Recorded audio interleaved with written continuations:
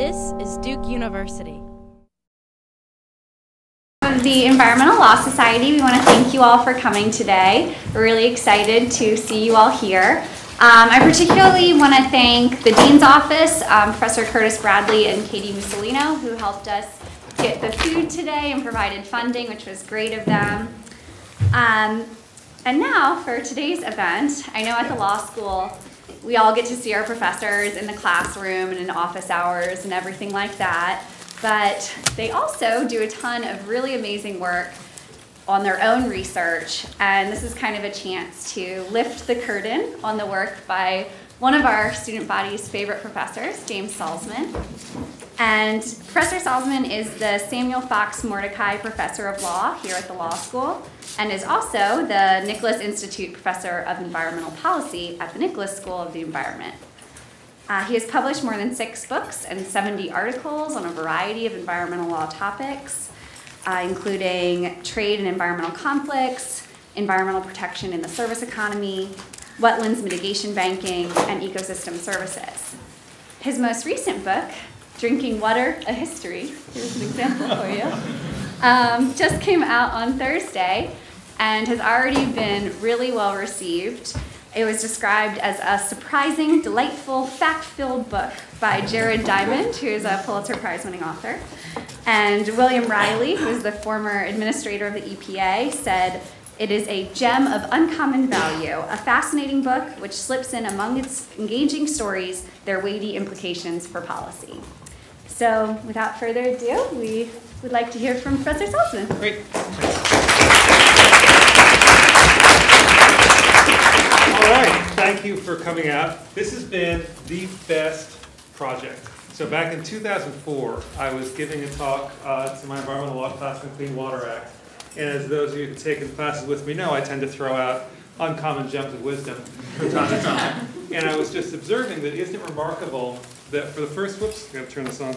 For the first, I was saying that I was remarking that really for the first time, well, I'd put it differently, we were providing at this moment in 2004 more safe drinking water to more people than ever before in human history, which I thought was pretty remarkable.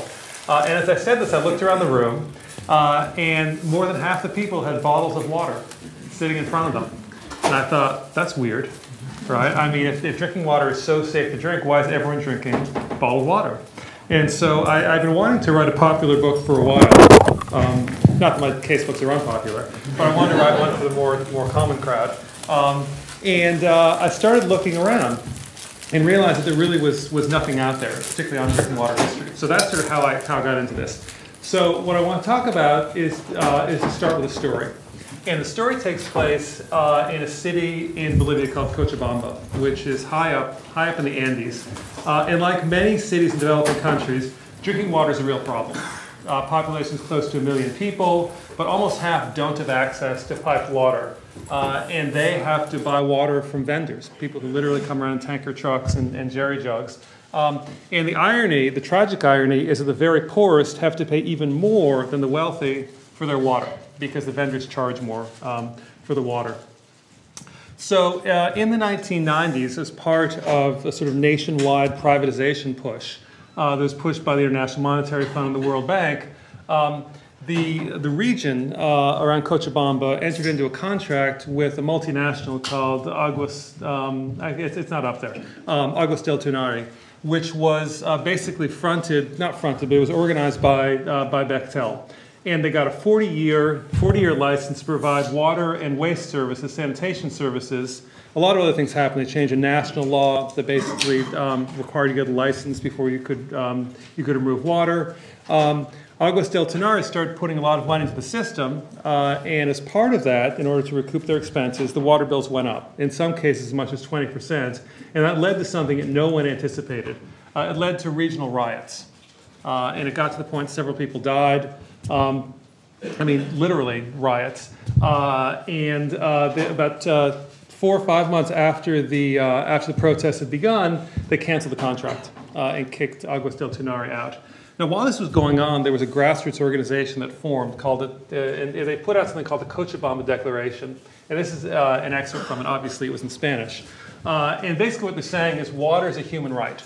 Okay, everyone has a right to it. It shouldn't be commodified or privatized or traded. And this got a lot of play. It's part of the anti-globalization efforts at the time. 5 years earlier, this is 1997, 5 years earlier, a group of governments had gotten together at an international meeting on water, and they had published something called the Dublin Declaration. And they said the exact opposite, right? They said water has economic value, and it has to be recognized explicitly as an economic good. And so what you've got is fundamentally different conceptions of the same resource, right? Is water a marketable good, or is water a human right? And how do we figure it out? And it's pretty amazing, actually. Something like drinking water could lead to the sort of Bolivian equivalent of the French Revolution, but that's what happened. And so as I started to look into this, I realized that drinking water is actually nothing could be simpler than a glass of water, right? It's clear, you know what it is. It turns out it's incredibly complex. And so the book, and what I'm going to talk about in today's presentation, is really the different natures of drinking water. And you might want to think about this as sort of like I go through the presentation, because water poses all of these features. So what am I really about? Well, what I'm really about is the next time that you're delayed at an airport and you've got nothing to do, you go to the bookstore and you buy the book. Okay? This was written, I wrote this book to sell, to move. And the reason for that is not because I'm venal, though I am. The reason is that I wanted to write something that was popular in the sense of taking a complicated topic and making it accessible to a lot of people. More than just the law students who it turns out are a pretty sophisticated group, but get something that's much more. I see the heads nodding, right? But something that really gets more to the public at large. And so the book was modeled. I don't know if any read Mark Kurlansky's books, Cod, Salt. He basically looks at world history through the prism of a specific commodity, and these are the different chapters that the book covers. It really is the sort of whole panoply of water. I'm going to focus, because of the law school audience, I'm going to focus specifically on sort of the legal aspects of what the book covers.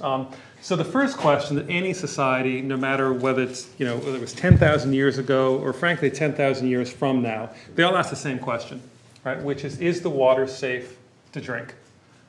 So this is a wonderful illustration. This is from 1907, 1908. Common drinking cups used to be very popular around the U.S. They're still popular in some parts of the world today, where there would be a faucet and you drink from the cup, then you put the cup back. And this was very, very common practice. And obviously, if you know about germs, that's not a good idea, right? But this was common, and so state boards of health started publicity campaigns to try to change this. That's actually where the Dixie cup comes from, right? A cheap disposable cup for drinking water. And so this is obviously setting a pretty clear message that this is not a good idea. So as I said, from any society you look at, it's got to basically address three things. It's got to be able to identify safe sources of water, it's got to be able to protect the sources of water, and it's got to be able to distribute the water to where it can be used. And you find this everywhere. So this is an excavation from a settlement 5,000 years ago. This is Machu Picchu on the left. This is Masada on the right. Any settled society has to be able to store or access drinking water. These are the cisterns below Istanbul. This is a site in Jordan from about 5,000 years ago. So if you look back I went back literally as far as I could in terms of water law, and the place I started was the Bible. Right, so that's basically a nomadic community 5,000 years ago. And the idea of drinking water in the Bible is very clear for the wandering Jews, and that is that water is a right. Let all who thirst come to the water. And the idea basically is that because water is provided by God, to sell it would be sacrilege, selling a gift from God. But what's interesting is that it's not it's a common, but it's not an open access common. If labor is involved in order to access the water, building a well or something, that group gets the water first. But what's interesting is this thing called the right of thirst, which is if someone from outside the community comes in and is in dire need, their needs come before everyone else's. Right? Not their sheep, but their needs. And if you think about this from a sense of a sort of veil of ignorance idea, the rule makes sense because you don't know if you're ever going to need water. You're going to be in need. So with the Hebrews, ancient Hebrews, you've got basically a right of thirst that's qualified. This is seen from from Lawrence of Arabia, where this great where someone's killed at a well. If you look at Islamic water law, very simple, very similar. In fact, the word for Islamic law, Sharia, actually means way to water. And obviously, in the Middle East, for these nomadic groups, water is everything, right? And I mean, you talk about property rights. The right to the well is key. And it's a similar thing. You can read this yourself, but essentially the idea is, this is a quote from the Quran, sharing water is a holy duty, right? It's not something you sell. If you go to other ancient cultures, this is from India. What's interesting here is that water is seen not just subject to physical contamination, but to spiritual contamination. So the caste system basically holds out that the upper castes do not share water sources with the lower castes because there may be metaphysical impurities in the water, and so you have to keep it apart. The idea is still, though, you share water, but this idea of sort of spiritually impure water carries over in other cultures too. In fact, it carried over in the US until 1950s, 1960s with segregated drinking fountains. So I looked at a bunch of societies around the world, and they all had some right of thirst. I won't go into Africa or Australia because I don't have time, but the idea basically is that in these indigenous cultures, water is not sold, it's not traded. Clearly it is today, though. So the question is, what happened? Actually, this just sort of reviews the key things here. And one of the points to realize is that water as a right can endure for a very long time, right? This is a stable system. So where do we see water treated as a commodity? Well, the first place is to go to really the sort of water culture, water empire, which is Rome. Right? Ancient Rome is unbelievable in terms of mastery of water. Obviously, you all know about the aqueducts, fountains all over the city. Aqueducts were brought in over the years. Most of the original aqueducts actually were not brought in for drinking water. They were brought in for the baths. Right, the Roman bath was the center of life, cultural life, social life in Rome, and it needs a lot of water. Eventually, though, they brought in an aqueduct that was focused on drinking water, and it was gravity fed. And the drinking water was free for the taking. It was a right, and it was basically distributed in these things called a locus. And this is an example of one right here. Essentially, it's a local well. Right, and the water would come in there, and it was free for the taking. The only limitation was how much you could actually carry.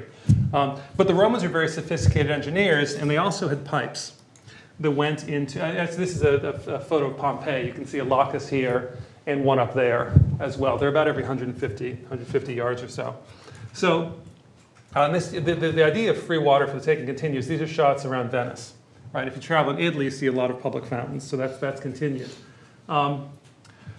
So most of this is the Marcia, the aqueduct. Most of or almost half the Marcia went for drinking water.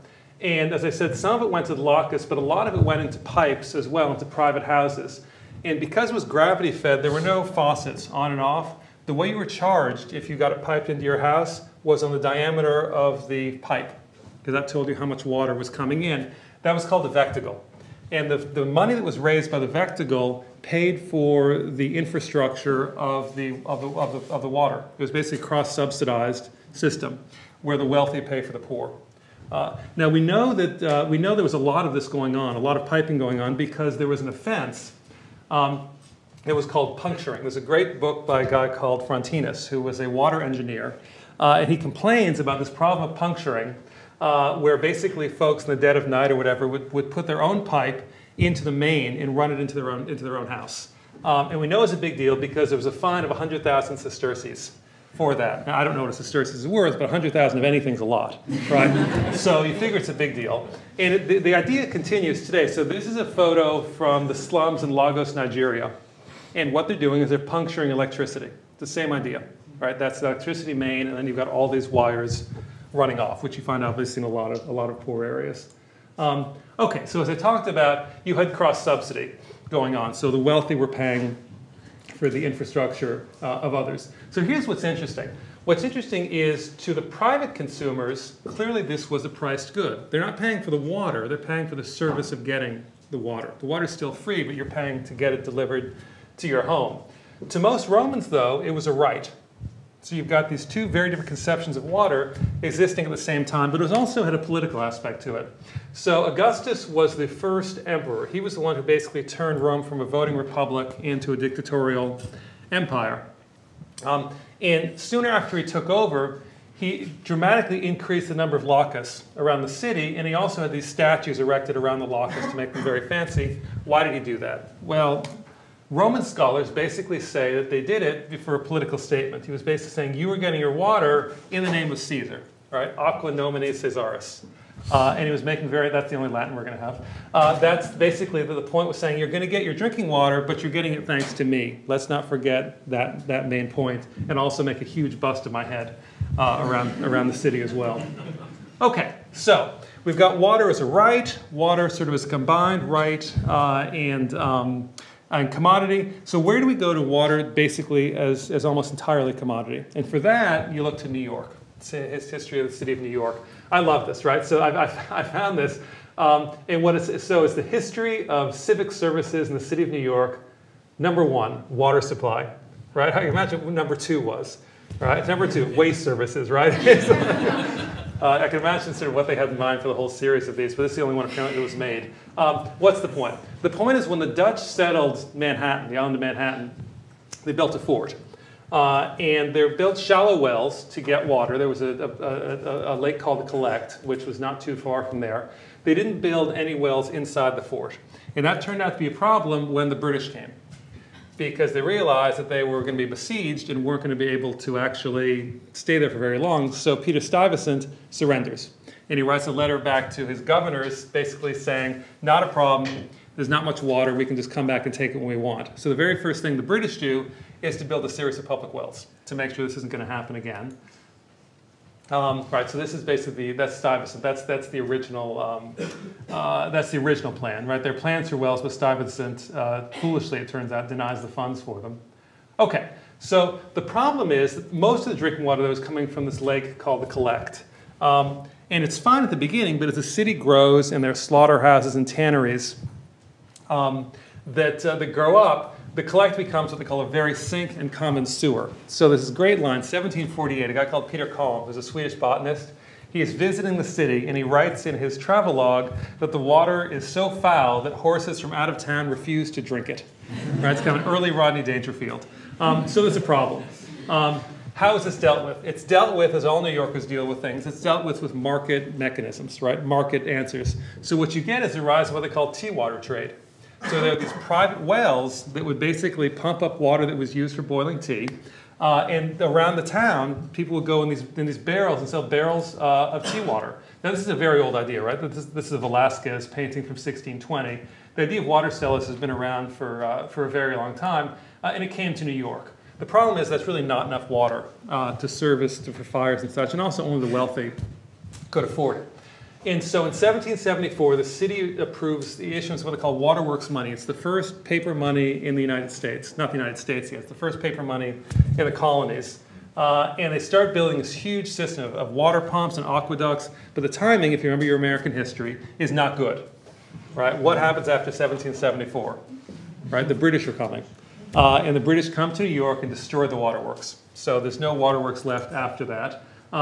So things go along like that. They're still relying on the Collect until 1799. In 1799, a guy called Aaron Burr and Alexander Hamilton team up. Now, those of you who know your American history realize that was also an unfortunate pairing.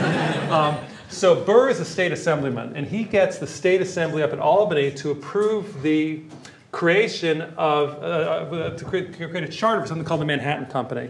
Manhattan Company is charged with providing pure and wholesome water for the city of New York, and they're allowed to raise $2 million to do that. And Alexander Hamilton basically is making the argument, private solution. It really is, it's the same debate of privatization that we have today. It's fascinating reading the debates. And the assumption is they're given monopoly authority so they can drive the tea water people out of business. It's monopoly provision, and assume they're going to pipe the water in from across the river in the Bronx. Across the river? Maybe not. I forget my New York geography, but from the Bronx, which at that point is pretty distant. So what's going on? Well, Burr, as you all know, was a scoundrel, right? Burr doesn't care about the water. What Burr wants is a bank charter without any restrictions you would get in a bank charter. So what he wants is the ability to raise $2 million. So he invests less than 10% of the $2 million that he raises into piping water from the Collect to the New Yorkers, and he takes the other almost $2 million and invests it in local businesses. And in fact, this later becomes the Chase Manhattan Bank. That's the origin of the Chase Manhattan Bank. And the logo is the cross-section of a wooden water pipe, sort of in homage to its origins. So that's a disaster. So it's Philadelphia at this point, Baltimore, soon Boston. They've got their own public water systems. They're not suffering from cholera or from terrible fires. But New York is. And finally, New York basically gives in and funds this huge infrastructure in Croton, which is where Professor Wiener grew up. So at some point we can talk more about that. But, but that's where it is. And there are days of parades and such. It's a major event. And from that point on, New York starts getting very high quality drinking water. Today it comes from much farther away, about 100 miles away in the Catskills and Delaware watersheds. So what's going on here? So New York is a great example because it shows the privatization of water taken to its extreme. Basically, the entire provision for the city is handed over to the Manhattan Company. And it doesn't work. Only when it's failed does the government finally step in and say, we're going to make this a major public works project. But you still got this idea of water by right. So when Croton water first comes in, there's a thing called the Croton Street hydrants. And there are hydrants all over the city. And that's still where most people are getting their water, and it's free. It's like the Lacus. It's no different in that regard. The reason that, interestingly, the reason that you finally get a lot of water piped into private residences is water closets, right? Toilets. People want plumbing for sanitation. The use for water for cooking and drinking and such, actually that's not the major driver. And I could have told you similar stories about Philadelphia, London, Boston. All of these events require major public provision of water. So what I want to turn to now is to sort of fast forward quickly. I've been focusing on the US and talk a bit about what's going on in the developing world, because that's where a lot of the action is right now, and clearly some of the largest challenges with drinking water. So the numbers speak for themselves. Over 1 billion people don't have easy access to safe drinking water. Over 2 billion don't have access to safe sanitation, in other words, toilets and latrines and such, sewers. And this is the kicker. The kicker is that about 1/2 of the world's population suffers from waterborne diseases. Right? We'll sort of talk about why that obviously it matters, but it's got all kinds of repercussions. This has been seen as so important that the UN set as one of its Millennium Development Goals to reduce by 1/2 the proportion of people without access to safe drinking water. That's the only goal that's been met. So that goal actually has been met. Now, one of the questions is, of course, what does access mean? Right? Does access mean it's within a 2-hour walk? Those types of issues. But there has been real progress made on this, but obviously there's still a lot to be done. When you're thinking about drinking water in the developing world, you have to take all of your assumptions and turn them on their head. Right? So think about it, right? How much thought do you give to a glass of water? None, really, right? You say, are you concerned about the quality? Not really. Are you concerned about how much you take? Not really. Are you concerned about whether it's your responsibility or someone else's? It's someone else's. And finally, how hard is it? You walk over to the sink, right? Or you open the fridge. Every one of those is the exact opposite in the developing world. Right? Quality is not a given. Quantity is a huge issue. It's your responsibility to get the water in most cases, and there's a very high labor input. Just to give an example, this is a city in India, a rural community in India, but it could be in many developing countries, where these women have to wait literally hours for a tanker truck to come. In other places, girls, sometimes women, but usually girls, they have to walk an hour, 2 hours to get water and then carry it back on their backs or shoulders. The best study I've seen was of East Africa, where the average time spent was about 90 minutes per day. And in many areas, it's much more. And if you think about that for a moment, there's enormous social implications, right? Because if the girls are spending their time gathering water, they're not in school, they're not starting small businesses, they're not doing all kinds of things. And so a lot of folks who work in development say one of the single biggest things you can do to improve the economic productivity of a community is to emancipate women, so to speak, to give them more rights. And the way to do that is to free them from responsibility for getting drinking water. So it's a huge issue in development world. So how do you do it? There's a further problem, right? And the problem is that because they're private vendors, they're expensive. right? A lot more expensive than with the infrastructure. So there's a big issue of where the money that these families, these poor families earn goes as well. And so these are just examples, from the web with water vendors. And as I said, it's a very ancient role, and it continues very much today. So what do we do? Well, if you look at the current situation, or certainly the situation looked like in the 1980s, water was primarily provided either by municipalities or by these private water vendors. And so along with the rise of the sort of globalization movement and privatization, a lot of folks say, look, we should get the private sector much more involved. And the arguments for this are really no different than privatizing prisons or education or any other major service. The private sector is efficient, they're effective, there's much less corruption. When you see corruption, it's basically paying off public authorities. There's competition, so basically service matters. And the assumption behind all of this is state failure. The other point that's important to take into account is that the idea that the private sector can mobilize capital, right? They can raise money from investors who will give you the kind of money you need for infrastructure, and that's why you get the Dublin Declaration. Okay, so hopefully that makes sense now. Right? That's what I showed at the beginning. If you treat water as an economic good, as a scarce resource, then you will get entrepreneurs and businesses to come in to help allocate it. And the other side, of course, is that if water is not expensive, then it's overused. Right? So the argument should be you want to treat water as a commodity, first of all, to bring in the private sector, but also to make sure it's efficiently used. So what you see, in part because this is now government policy and international organization policy, you see an explosion in privatization. These Lyonnaise des Eaux, Vivendi, those are good stocks to hold from about 1990 on, because there's a lot of work that's going on. And really all over the world, there are these privatizations going on. They take all kinds of different forms. Importantly, oftentimes they were required as part of the IMF structural adjustment programs. And sometimes you've got what could be called disasters in Cochabamba, depending on your perspective, but other areas where it seems to have worked pretty well. All right, so that's sort of a big push that's going along, really driven by a lot of the international financial organizations. You've got the anti-globalization push on the other side, and this starts to become a clash of titans. And this is why Cochabamba is such a flashpoint.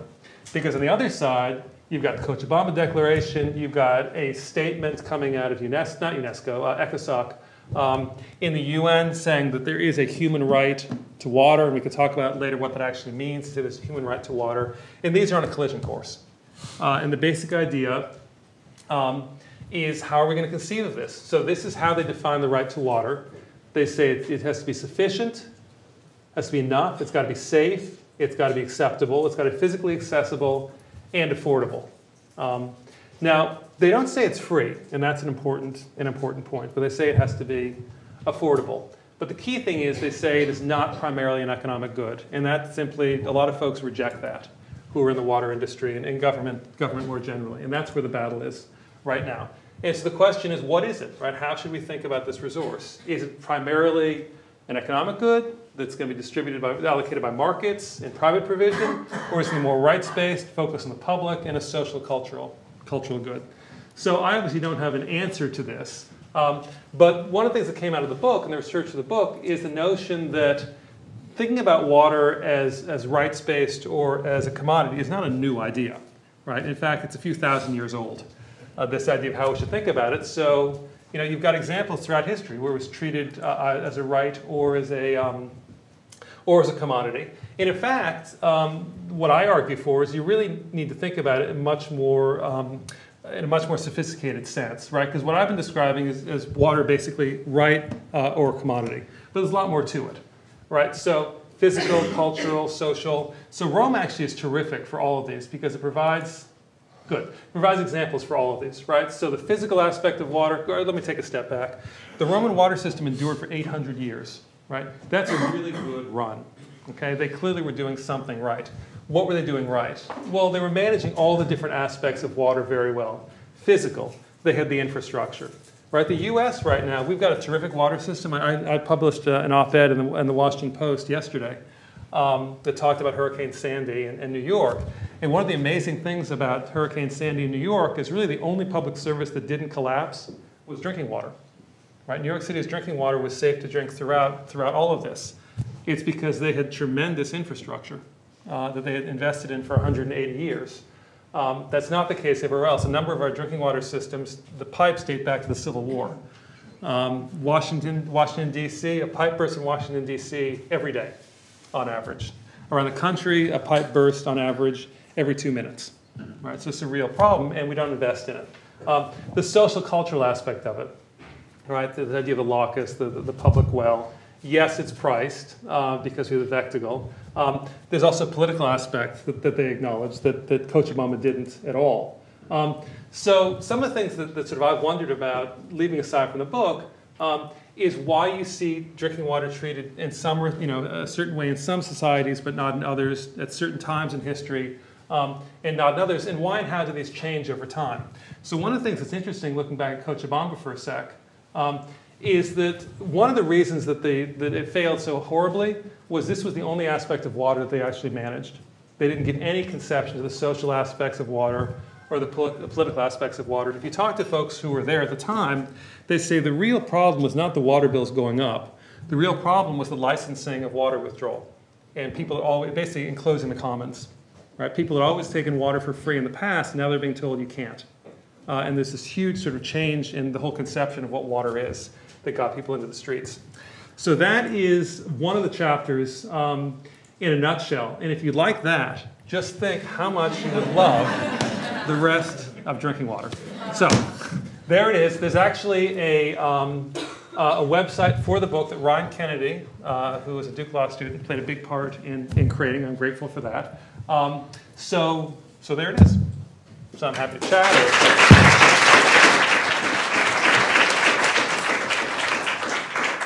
So why don't we do this? Why don't we take maybe 2 or 3 questions? But I know this is lunch and folks have things to do. So let's just do like 2 questions, and then I'm happy to chat with folks, or folks can go off to the 4 winds. Don't embarrass me by not having 2 questions. Okay? My friend, Professor Wiener, will do half of it. Hey Jim, that was really nice, and I love, of course, seeing my hometown in your the Croton Dam. My first question, of course, is shouldn't your book be a publicly funded resource rather than sold in airport bookstores? I'm kind of offended that I would have to pay for it.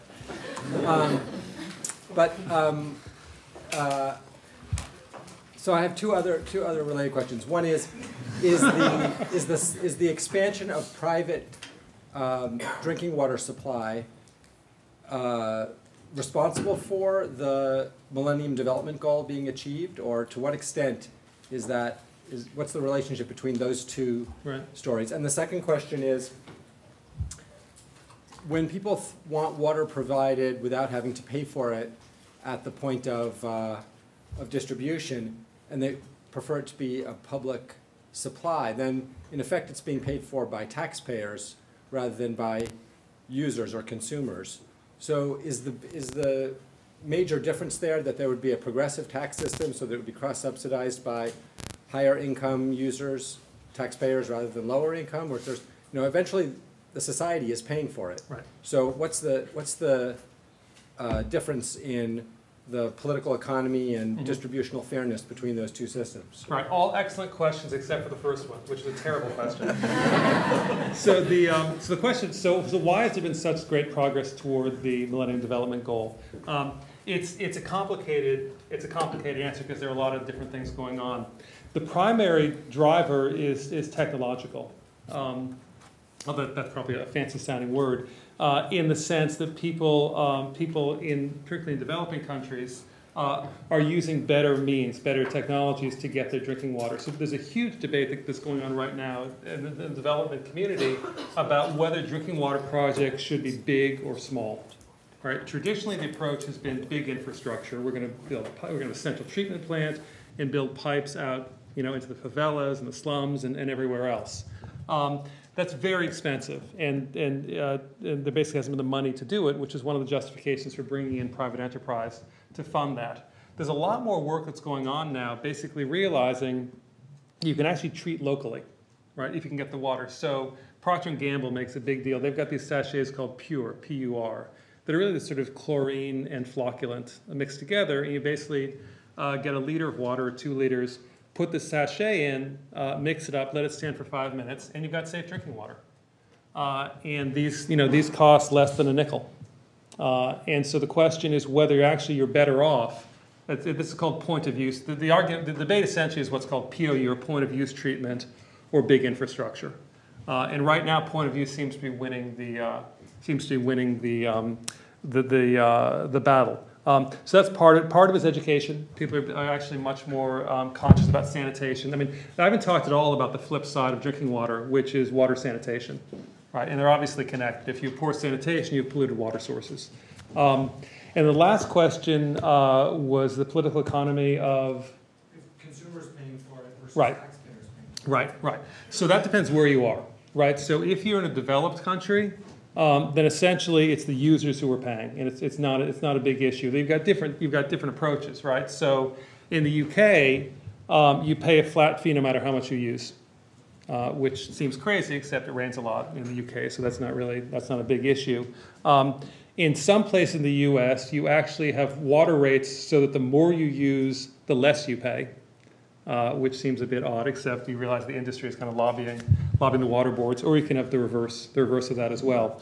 In developing countries, by and large, what happens is that the poor don't get water through the public means, right? They get water through water vendors, or they wait for the tanker trucks. And so you've got this enormous mismatch between funded water provision, funded by the state, and basically private parties making do for themselves. I mean, the one thing about drinking water that's made it such an interesting book to write is that if you think about it, it's one of the few truly universal actions there are, right? Some people eat red meat, some people eat fish, some people just eat vegetables.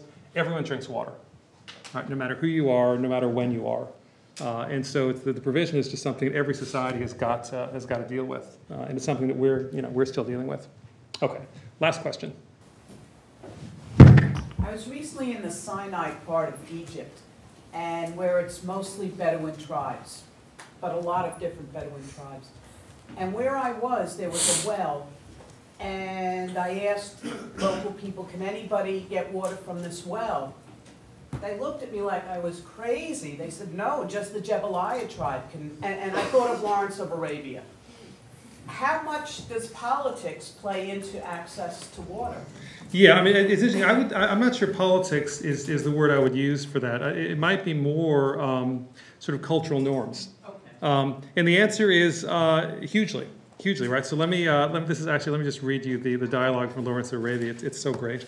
Okay, so you've got this guy called Ali ibn al-Qarish, who's played by Omar Sharif, who's approaching. Let me see if I can get this up here. Whoops, let's see.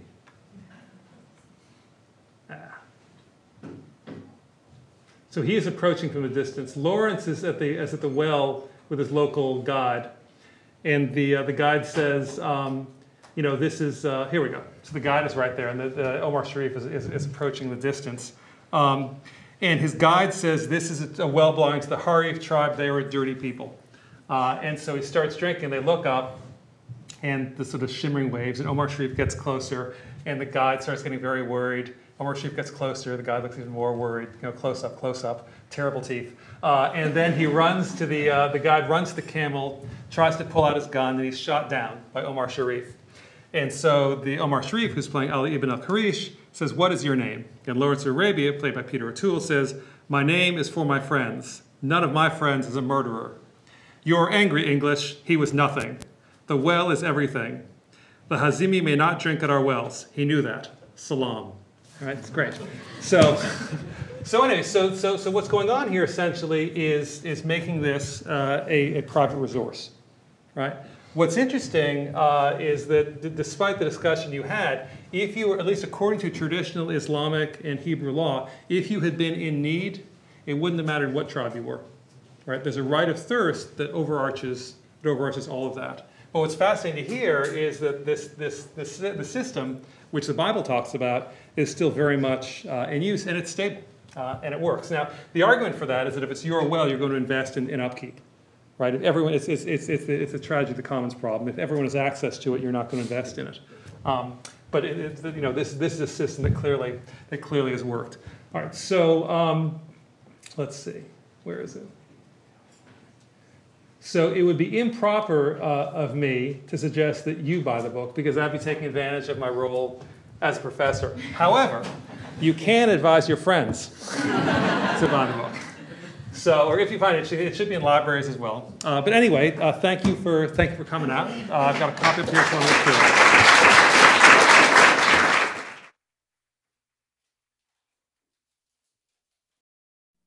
Produced by Duke University. Online at duke.edu.